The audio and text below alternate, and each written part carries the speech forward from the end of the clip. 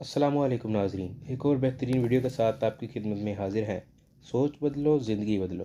ایک شخص کہتا ہے کہ میں جہاز سے اترا اور کسٹم سے گزر کر ٹیکسی لینے سٹینڈ کی طرف چلا۔ جب میرے پاس ایک ٹیکسی رکی تو مجھے جو چیز انوکھی لگی وہ گاڑی کی چمک دمک تھی۔ اس کی پالش دور سے جگمگا رہی تھی۔ ٹیکسی سے ایک سمارٹ ڈرائیور تیزی سے نکلا۔ اس نے سفید شرٹ اور سیاہ پتلون پہن رکھی تھی جو کہ تازہ استری شدہ تھی۔ اس نے صفائی سے سیاہ ٹائی بھی باندھی ہوئی تھی۔ وہ ٹیکسی کی دوسری طرف آیا اور میرے لیے گاڑی کا پچھلا دروازہ کھولا۔ اس نے خوبصورت کارڈ میرے ہاتھ میں تھمایا اور کہا، سر، جب تک میں آپ کا سامان ڈگی میں رکھوں آپ میرا مینشن سٹیٹس منٹ میں پڑھ لیں۔ میں نے آنکھیں میچ لی۔ یہ کیا ہے؟ میرا نام سائیں ہے، آپ کا ڈرائیور۔ میرا مشن ہے کہ مسافروں کو سب سے مختصر، محفوظ اور سستے راستے سے اس کی منزل تک پہنچاؤں۔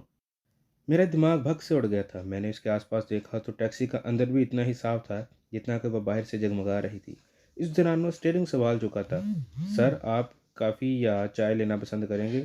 آپ کے ساتھ ہی تھرموس پڑے ہوئے ہیں جس میں چائے اور کافی موجود ہے۔ میں نے مذاق میں کہا، نہیں، میں تو کوئی اور کولڈ ڈرنک پیوں گا۔ وہ بولا، سر، کوئی مسئلہ نہیں، میرے پاس آگے کولر پڑا ہوا ہے جس میں کوک، لسی، پانی، اورنج جوس ہے۔ آپ کیا لینا چاہیں گے؟ میں نے لسی کا مطالبہ کیا اور اس نے آگے سے ڈبہ پکڑا دیا۔ میں نے ابھی اسے منہ بھی نہیں لگایا تھا کہ اس نے کہا، سر، اگر آپ کچھ پڑھنا چاہیں تو میرے پاس اردو اور انگریزی کے اخبار موجود ہے۔ اگلے سگنل پر گاڑی رکی تو سائیں نے ایک اور کارڈ مجھے پکڑا دیا جس میں وہ تمام ایف ایم اسٹیشن جو کہ میری گاڑی کے ریڈیو پر لگ سکتے ہیں، اس کے علاوہ ان میں وہ تمام البم بھی ہے جن کی سی ڈی میرے پاس ہے۔ اگر آپ موسیقی سے شوق ہیں تو میں لگا سکتا ہوں۔ جیسے یہ سب کچھ کافی نہیں تھا کہ اس نے یہ کہہ دیا، سر، میں نے ایئر کنڈیشن لگا دیا ہے۔ بتائیے گا ٹیمپریچر زیادہ رکھوں یا کم؟ آپ کی مرضی کے مطابق کر دوں گا۔ اس کے ساتھ ہی اس نے راستے کے بارے میں بتا دیا کہ اس وقت کس راستے پر سے وہ گزرنے کا ارادہ رکھتا ہے۔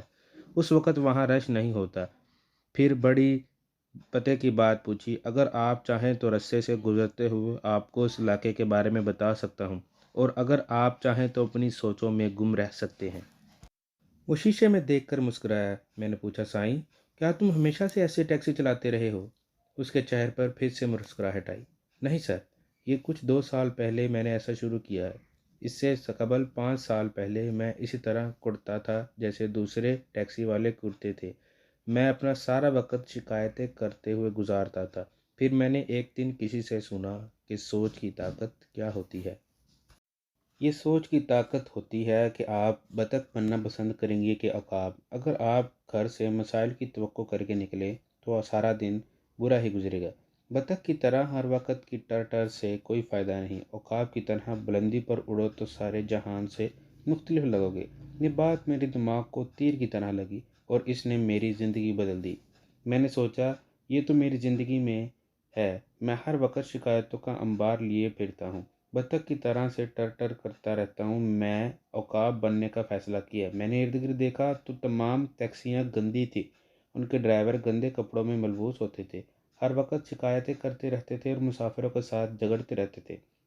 ان کے مسافر بھی ان سے زار تھے، کوئی بھی خوش نہیں ہوتا تھا۔ بس میں نے خود کو بدلنے کا فیصلہ کیا۔ میں نے چند تبدیلیاں کی، گاڑی کی صاف ستھرا رکھنا شروع کیا، اپنے لباس پر توجہ دی۔ جب گاہکوں کی طرف سے حوصلہ افزائی ملی تو میں نے مزید بہتری کی اور اب بھی بہتری کی تلاش میں ہوں۔ میں نے اپنی دلچسپی کے لیے پوچھا کہ کیا اس سے کوئی آمدنی پر فرق پڑا؟ تو اس نے بتایا، سر، بڑا فرق پڑا ہے۔ پہلے سال تو میری انکم ڈبل ہو گئی تھی، اس سال لگتا تھا 4 گنا بڑھ جائے گی۔ اب میرے گاہک مجھے فون کر کے بک کرتے ہیں یا ایس ایم ایس کر کے وقت طے کر لیتے ہیں۔ مجھے لگتا ہے کہ اب مجھے ایک اور ٹیکسی خریدنی پڑے گی اور اپنے جیسے کسی بندے کو اس پر لگانا پڑے گا۔ یہ سائن تھا، اس نے فیصلہ کیا کہ بطخ نہیں بننا بلکہ عقاب بننا ہے۔ کیا خیال ہے اس ہفتے سے عقاب کا سفر نہ شروع کیا جائے؟ سائن نے مجھے ایک فلسفہ دیا، سوچ بدلو اور زندگی بدلو۔ وہ کسی نے کہا ہے کہ نہ کوئی بھی پانی میں گرنے سے مرتا ہے اور نہ مرتا وہ اس وقت سے ہے جب وہ مشکل سے نکلنے کے لیے ہاتھ پاؤں نہیں مارتا۔